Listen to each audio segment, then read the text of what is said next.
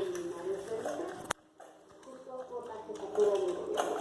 El 97.23% de las actas capturadas por Claudia Sheinbaum, ahí la vemos con este porcentaje del 47%, Alejandro Hernández 70.91%, Miquel Arriola 12.91%, Salula.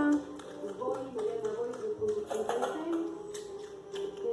Purificación de la Energía, que parece también este resultado 0.66%, Marco Mascorno 2.96% y Leonel Mascorno 1.26%. Así los números ya del prefe. Con eso deben revisar las tendencias que se registraron en los estados donde eligieron gobernador. Ya lo hacemos en la madrugada, pero vamos a ver de nuevo el mapa. Jalisco.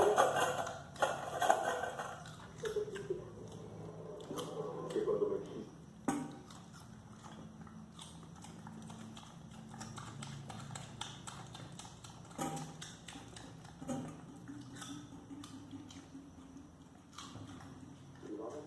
a la transformación de México, que tiene que ver con la cuarta transformación de la vida pública del país.